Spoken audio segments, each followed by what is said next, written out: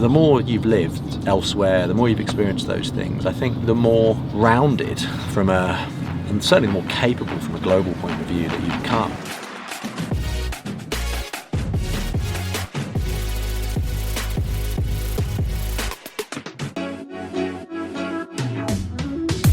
Right, we're heading to Pitch London, down Bishopsgate with my good friend Seb on golf. We're going to take on a mini golf challenge. There's £100 on the line. Yes. For our charity partner this year, which is Care Pack. We're putting money towards the care packages that we can send out at winter for people who are living on the streets this Christmas. It's about £50 to put together one of the care packs, which we showed in a previous vlog. So basically 2 care packs on the line here. Will it be Seb donating the £100 or will it be me? And inevitably, Seb's going to be donating the £100.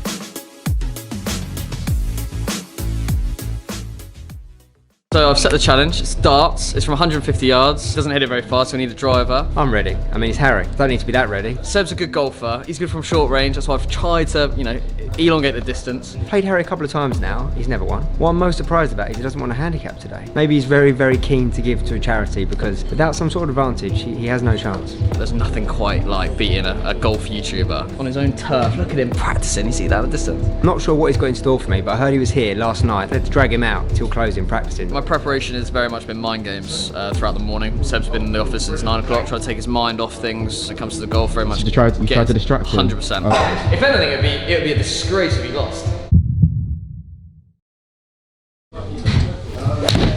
Oh no! 12 points in the double for the first guy!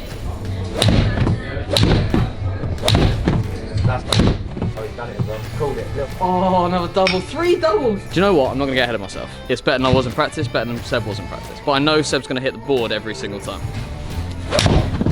Oh, that's come back.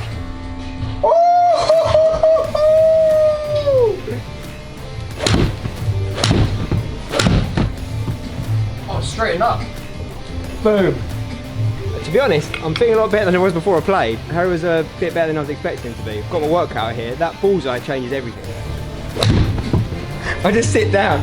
You've got 60 to get to, or else I could just sit here and enjoy my drink. Oh! It deserves so much more. That was such a good hit. That could be it. Yes! Oh my God. I just sit down. You've got 60 to get to, or else I could just sit here and enjoy my drink.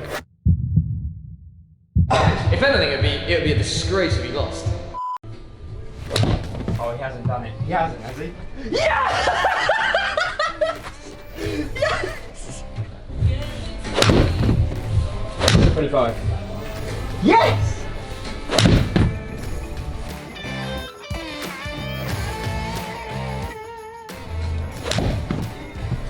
Wow. Oh, this is utterly depressing. Mate, that was great. Thanks. Pleasure. Good fun. Pleasure. Good fun. And I'm £100 down. But all for a good cause. All for a good cause. All for a very good cause.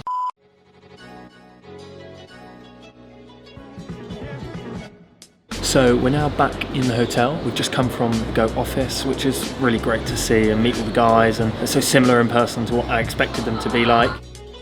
How long have you been at GOAT? Almost a year now, since the beginning here Oh my God. in Singapore. Since the birth of GOAT Singapore. Yeah. And what's it like in Asia with influencers? Is it kind of a new industry? Imagine influencer marketing in the UK 10 years ago. I suppose, how aware are people in the Asian countries of what the trends are in Europe? It's a bit of a bubble out here sometimes. From an influencer perspective, I think people here clearly follow influencers from other countries. I think there's an aspiration. If you're actually looking at influencers from Cambodia, usually their Cambodian following will be like 98%. Their local following is rather high. So you're going to be targeting influencers that are very specific to each individual very country? specific. So like, it's really good to run influencer marketing campaigns in such country. You're gonna have very little bleed to other countries, so like right on spot. We'll go there in a minute. So our office is, I don't know where my finger's kind of pointing. It's sort of pointing in the middle. There's a set of blue buildings here, effectively behind that, Okay. which is where our office is. And we'll be there. Yeah. Maybe in a click of the fingers. So Indy, we're at the GOAT office. Our office? This Our is new the building. office. You're gonna need your ID to get in. Lucky I don't have my passport on me. Or driving license. Do I Bank have? card? I don't know. Sign in? Sure.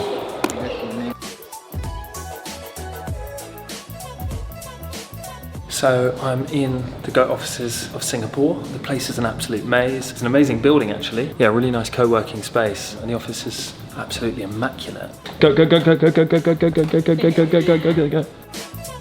Can I have an office tour? Yeah, I sit there. I've taken that space, sorry. So, James here, our future account manager of BD. Oh, so I meant to give me a tour of that place. I thought... Oh, here, good. Okay, so yeah, this is basically our brainstorming area. Main hub. I seem to be standing on your table. This is great, isn't it? Oh, makes me so proud.